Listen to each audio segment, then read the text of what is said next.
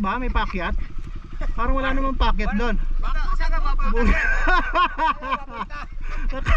Parang mini lang. Talaga naman. Ay. Ayun o. Gina-guide ko siya eh.